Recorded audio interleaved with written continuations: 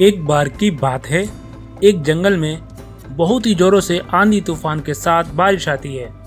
उस जंगल के जानवरों में भगदड़ मच जाती है और उसी भगदड़ में बाघ और बाघिन एक पेड़ के नीचे आकर मर जाते हैं और उनका एक बेटा बंटी बाघ एक गुफा में छिप जाता है, जिस वजह से ये बच जाता है। और अब बारिश रुक जाती है। तब बंटी अपने माता पिता के पास आता है और जोर जोर से रोने लगता है। माँ, पिताजी उठो, ये तुम्हें क्या हो गया है? माँ, पिताजी उठो।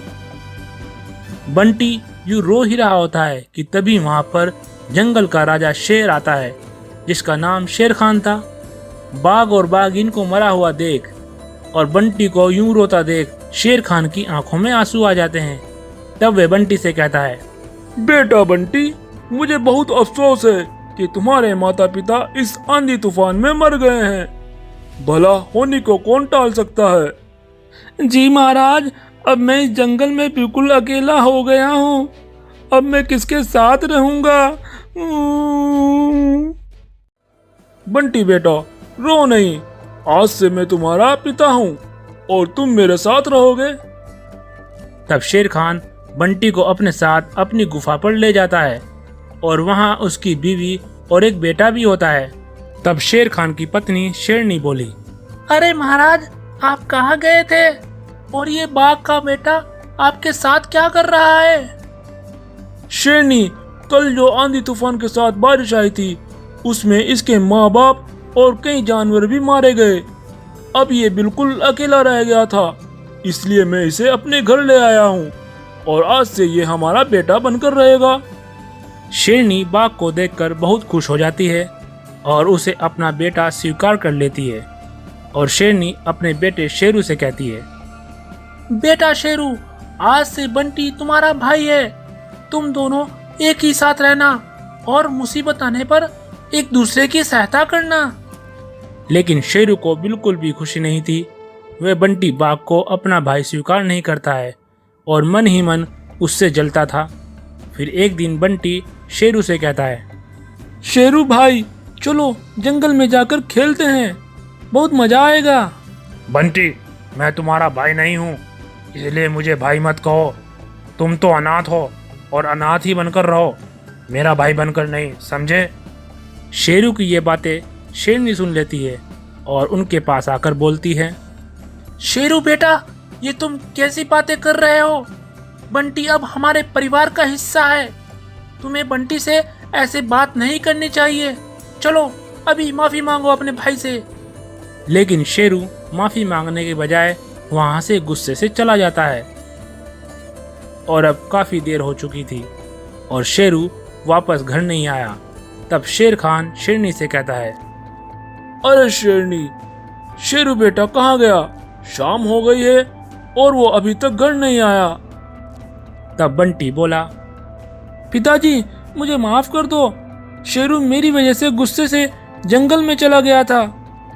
क्या? तुम्हारी वजह से? वो कैसे? तब शेरनी शेर खान को सारी बात बताती है। तब शेर बंटी से कहता है, अरे बेटा बंटी, इसमें तुम्हारी कोई गलती नहीं है। वो अभी गुस्से में है और जब उसका गुस्सा ठंडा हो जाएगा तो वे घर वापस आ जाएगा। लेकिन बंटी को शेरू भाई की बहुत चिंता हो रही थी। वो अकेला ही जंगल में शेरू को ढूंढने निकल पड़ा। कुछ दूर जाकर देखता है कि शेरू को कुछ लकड़बग्घों ने घेर रखा था और शेरू बहुत डरा हुआ था। ये देखकर बंटी दौड़कर अपनी जान की परवाह किए बिना ही उन लकड़बग्घों पर वार करने लगा। जब शेरू अपने भाई बंटी को उन लकड़बग्घों से लड़ता हुआ देखता है तो उसे बहुत शर्मिंदगी महसूस होती है। अब शेरू भी उन लकड़बग्घों के साथ लड़ाई में उतर आया। ये दोनों लड़ ही रहे होते हैं कि तभी वहाँ पर शेर खान और शेरनी भी आ जाते हैं और दोनों ने मिलकर उन लकड़बग्घों पर हमला किया और उन्हें वहाँ से भगा दिया। तब शेरू अपने भाई बंटी से कहता है, बंटी भाई, मुझे माफ कर दो। मैं हमेशा से तुम्हें अपना भाई नहीं मानता था, लेकिन आज मुझे एहसास हुआ कि तुम ही मेरे असली भाई हो। मुझे माफ कर दो। तब बंटी अपने भाई को माफ कर देता है और अब ये सब एक परिवार की तरह हंसी खुशी से रहने लगते हैं। तो दोस्तों, ये थी आज की हमारी कहानी। अगर पसंद आए तो इस वीडियो को लाइक करें और ऐसी ही नई नई कहानियों के लिए हमारे चैनल को सब्सक्राइब करें। Thank you. एक बार की बात है, सुंदरवन नाम के एक जंगल में दो भाई शेर रहा करते थे, जिसमें बड़े भाई का नाम रघु और छोटे भाई का नाम वीरू था। वीरू एक बड़ा ही दयालु और शांत स्वभाव वाला शेर था, जबकि रघु निर्दयी, घमंडी और अकड़ू किस्म का शेर था। रघु हमेशा वीरू के साथ झगड़ा करता रहता था और वह खुद को इस जंगल का राजा मानता था। लेकिन इस जंगल के सभी जानवर रघु को पसंद नहीं करते थे और वह वीरू शेर को ही अपना राजा मानते थे। रघु को ये बात अच्छी नहीं लगती थी और वह सोचता है, अरे ये सभी जानवर वीरू को अपना राजा मानते हैं, ये मुझे बिल्कुल भी अच्छा नहीं लगता है। लगता है मुझे सभी जानवरों को सबक सिखाना होगा। यह सोचकर रघु जंगल में जाकर जानवरों को बड़ी बेरहमी से शिकार करने लगता है। रघु का ये आतंक देखकर सभी जानवर परेशान हो जाते हैं। तभी एक बकरी अपने राजा वीरू शेर के पास आती है। महाराज महाराज, आपके भाई रघु शेर ने इस जंगल पर आतंक मचा रखा है। वो सभी जानवरों को बड़ी बेरहमी से मार रहा है। कुछ करो महाराज। ये मेरा भाई सुधरेगा नहीं, अब इसे सबक सिखाना ही होगा। तब वीरू अपने दोस्त सफेद बाघ के पास जाता है। सफेद बाघ बहुत ताकतवर और होशियार था। सफेद बाघ वीरू शेर से कहता है, अरे मेरे दोस्त वीरू, क्या बात है? तुम बहुत परेशान लग रहे हो। तुम्हारा भाई रघु कहाँ है?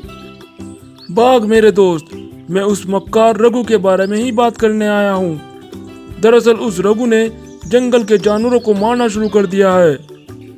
लेकिन वह ऐसा क्यों कर रहा है? क्योंकि जंगल के सभी जानवर मुझे राजा मानते हैं, रघु को नहीं।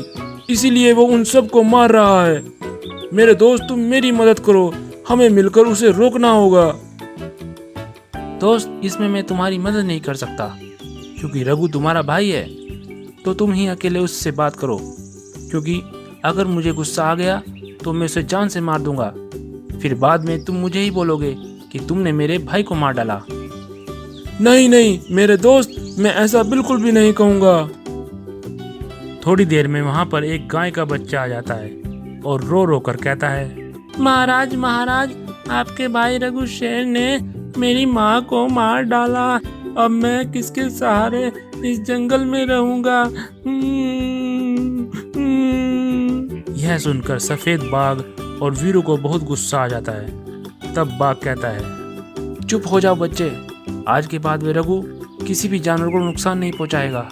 चलो वीरू, हम दोनों मिलकर उसका काम तमाम करते हैं। फिर वे दोनों रघु शेर की तलाश में जंगल की तरफ निकल जाते हैं। थोड़ी देर तलाश करने के बाद उन्हें रघु मिल जाता है और वे एक भैंस को मारकर उसे खा रहा होता है। सफेद बाघ और वीरू को अपनी ओर आता देख रघु हैरान हो जाता है और कहता है, अरे सफेद बाघ और वीरू, तुम यहाँ क्या कर रहे हो?